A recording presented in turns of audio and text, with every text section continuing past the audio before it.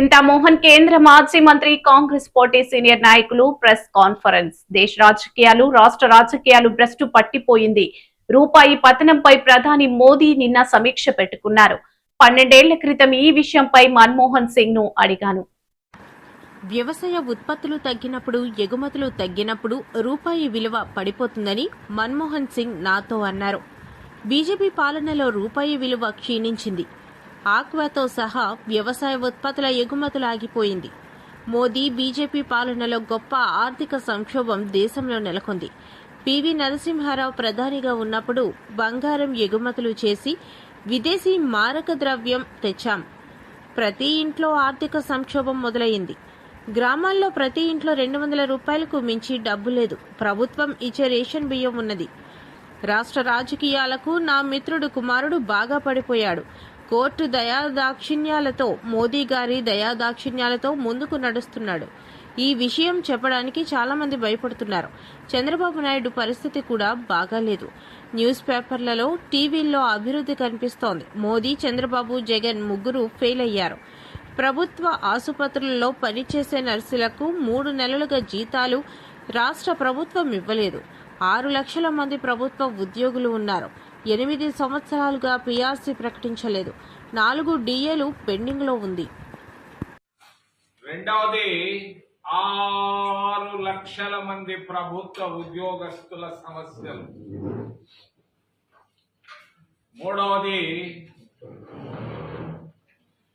తిరుపతి విమానాశ్రయం, ఎర్రవనాయుడు గారి కుమారుడు. అండమాన్ నికోబార్ అదానీ మోడీ. దేశ రాజకీయాలు భ్రష్టు పట్టిపోతున్నాయి. బాగా లేవు దేశ రాజకీయాలు.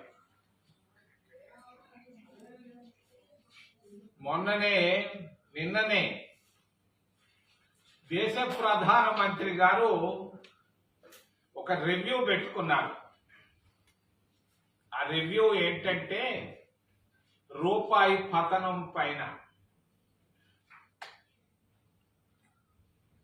నాకు నవ్వేసింది. ఇదే పని నేను 12 సంవత్సరాల నాడు చేశాను రివ్యూ. మీకు చెప్పక తప్పదు. ఈరోజు 2014లో కాంగ్రెస్ పార్టీ ఓడిపోయింది. డాక్టర్ మన్మోహన్ సింగ్ గారు ప్రధానమంత్రిగా ఉండి మాజీ ప్రధానమంత్రి కావడం జరిగింది. నేను ఓడిపోయాను 2014లో. మాజీ ఎంపీగా డాక్టర్ మన్మోహన్ సింగ్ గారి ఇంటికి వెళ్ళాను.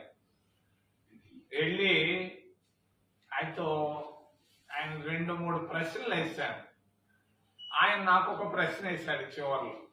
అది నేను చెప్పక తప్పదు. ఈరోజు నిన్న ప్రధానమంత్రి గారి రూపాయి పతనం పైన జరిగినటువంటి రివ్యూ సందర్భంగా ఆయన అడిగాను, అయ్యా ఈరోజు 60 రూపాయలు పోతుంది లీటర్ పెట్రోలు. మన ప్రభుత్వం వదిలిపెట్టాం. లీటర్ పెట్రోలు 100 రూపాయలకి ఎప్పుడు వెళ్తుంది అని అడిగాను 2012 సంవత్సరాల క్రితం. ఆయన అన్నాడు, రూపాయి వాల్యూ పడిపోయినప్పుడు అన్నాడు.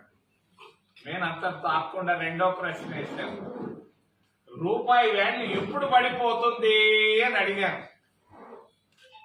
ఆయన నాకు చెప్పుకొచ్చాడు, మరి వ్యవసాయ అభివృద్ధి తగ్గినప్పుడు, వ్యవసాయం దేశంలో తగ్గినప్పుడు, రెండవది ఎగుమతులు తగ్గినప్పుడు. ఆయన చివరిలో నన్ను అడిగాడు, ఎందుకు నన్ను అడుగుతున్నావు ఈ ప్రశ్నలు అని. పెట్రోల్ ధర 1000 రూపాయలు వచ్చిన రోజు, 100 రూపాయలు వచ్చిన రోజు, ఆ రోజు భారతీయ జనతా పార్టీ మోడీ ప్రభుత్వం పడిపోతుంది అని అంటే నవ్వాడు ఆయన. నేను ఎందుకు చెప్తున్నానంటే రూపాయి క్షీణించిపోయింది. రూపాయికి విలువ లేదు. ఈరోజు ఎగుమతులు బాగా పడిపోయినాయి. అక్వా మొదలుకొని అన్ని ఎగుమతులు పడిపోయినాయి భారతదేశంలో. వ్యవసాయం కూడా బాగా తగ్గిపోయింది. వ్యవసాయ అభివృద్ధి తగ్గిపోయింది పూర్తిగా. దీనివల్ల రూపాయి క్షీణిస్తా ఉంది. ఈ రోజు దేశంలో ఆర్థిక సంక్షోభం మొదలైంది. గొప్ప ఆర్థిక సంక్షోభం మొదలైంది. ఎవరు మాట్లాడటం లేదు. పివి నరసింహారావు గారు ప్రధానమంత్రిగా ఉన్నప్పుడు 1991 సెప్టెంబర్లో బంగారాన్ని, నేను అంత ముందు కూడా చెప్పున్నాను, బంగారం నిలువలు ఇక్కడ ఉన్నటువంటి బొంబాయి నుంచి లండన్ పంపించి విదేశీ మారక ద్రవ్యాన్ని తీసుకున్నాం. ఆ రోజు మన్మోహన్ సింగ్ గారు సంపాదించినటువంటి విదేశీ మారక ద్రవ్యం ఈ రోజు పూర్తి క్షీణించిపోయింది, తగ్గుముఖం వచ్చేసింది. ధరలు బాగా పెరిగిపోయినాయి. గ్యాస్ ధరలు పెరిగినాయి, పెట్రోల్ ధరలు పెరిగినాయి, ఎరువుల ధరలు పెరిగిపోయినాయి. ప్రతి ఇంటిలో ఈ రోజు సంక్షోభం మొదలైంది. ఆర్థిక సంక్షోభంతో ప్రతి ఇంటిలో సంక్షోభం మొదలైంది. నేను ఇక్కడికి వచ్చే ముందు ఒక గ్రామానికి వెళ్ళాను. ఆ గ్రామంలో పరిస్థితులు అధ్వానంగా ఉన్నాయి. ఎవరింటిలో 200 రూపాయలకు మించి లేవు. అది ఇచ్చినటువంటి ఆ పంపిణీ, ఆ నాదేళ్ల మనోహర్ ఇచ్చినటువంటి బియ్యం తప్పించి ఇంకేమీ లేవు. పరిస్థితులు చాలా అధ్వానంగా ఉన్నాయి భారతదేశంలో. ఇది భారతదేశ ఆర్థిక పరిస్థితి. రాజకీయాలు చివరిలో లాస్ట్ లో చెప్తాను ఒక చిన్న మాట. రాష్ట్ర రాజకీయాల్లో మా ఫ్రెండ్ కుమారుడు బాగా పడిపోతున్నాడు. బాగా పడిపోయాడు, చెప్పుకోక తప్పదు. కేవలం కోర్టు దయాదాక్షిణ్యాలతో, మోడీ గారి దయాదాక్షిణ్యాలతో నడుస్తున్నాడు ముందుకి. కోర్టు దయాదాక్షిణ్యాలు, హైదరాబాద్ కోర్టు దయాదాక్షిణ్యాలు, నరేంద్ర మోడీ గారి దయాదాక్షిణ్యాలతో నడుస్తున్నాడు మా ఫ్రెండ్ కుమారుడు. ఇది వాస్తవం. చెప్పేదానికి ధైర్యం లేదు చాలా మందికి. చంద్రబాబు నాయుడు పరిస్థితి, ప్రతిరోజు ఒక స్టేట్మెంట్ ఇస్తున్నాడు. ఇదిగో అభివృద్ధి అంటాడు, అదిగో అభివృద్ధి అంటాడు. అభివృద్ధి అంతా న్యూస్ పేపర్లు, న్యూస్ ఛానల్లో తప్ప గ్రౌండ్ లో ఎక్కడా లేదు. 17 సంవత్సరాల్లో వారు సాధించింది నాకు ఏమీ కనపడలేదు. ఆయన కుప్పం నియోజకవర్గం 30 సంవత్సరాలుగా ఎమ్మెల్యేగా, మంత్రిగా, ముఖ్యమంత్రిగా ఉంటూ ఏముంది అక్కడ? కనీసం ఒక ఇడ్లీ కొట్టు లేదు. ఎవరు పోయి చూడటం లేదు. నేను చూస్తున్నాను కాబట్టి చెప్తున్నాను.